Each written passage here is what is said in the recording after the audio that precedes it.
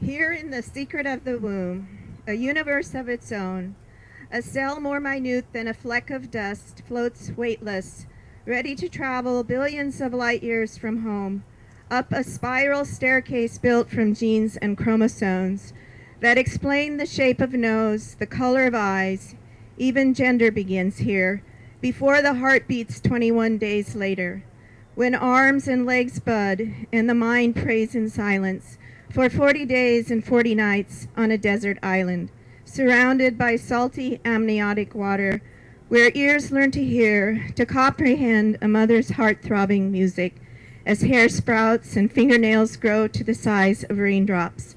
And with eyelids still closed, light and the heat of the sun filters through our mother's abdominal flesh, urges our tiny feet to dance and kick with one-of-a-kind, exquisite lines already imprinted on vulnerable souls.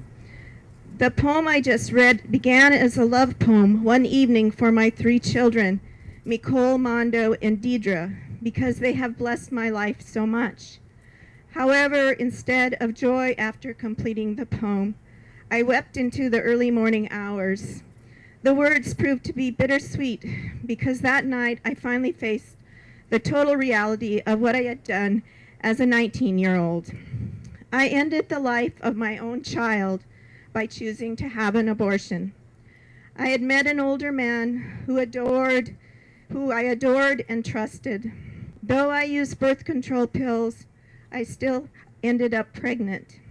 He had a quick fix, an abortion. I agreed without any sort of debate. Abortion had already been legalized in Washington state, and that somehow made it right in my mind. However, at the moment of the abortion, I could not stop sobbing. The doctor appeared annoyed, and the nurse asked, "Is something wrong? Does something hurt?" I lied, shook my head no.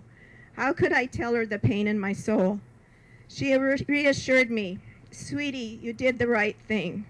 I put on my smile, probably thanked her, and pretended nothing had happened.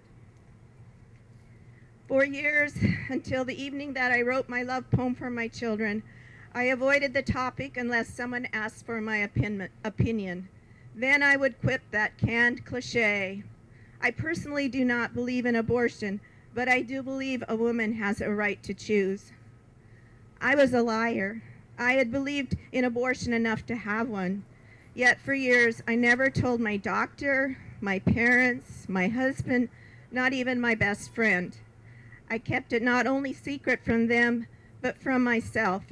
When I had a miscarriage, I quickly flushed the tiny evidence down the toilet. Then the dream followed. I dreamt that I had to keep running from the police, terrified of being caught, because me and an old boyfriend had killed a child and buried him in a field. That dream haunted me for years, yet I never made the connection that the dream had to do with my abortion.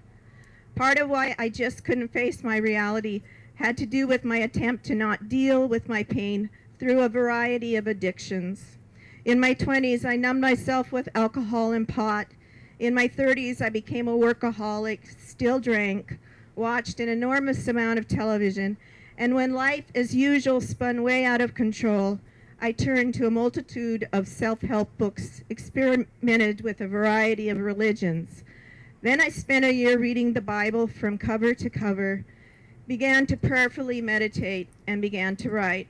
And the poem, Billions of Light Years, appeared not just for my 3 surviving children, but I believe for the 2 children I miscarried, and especially for Michael Rodney, who died violently because I casually chose his death over life. After my reality check, I contacted Silent No More, where they directed me to Rachel's Vineyard Retreat, where I came to know more fully the love and mercy of Jesus Christ. I am silent no more for a lot of reasons.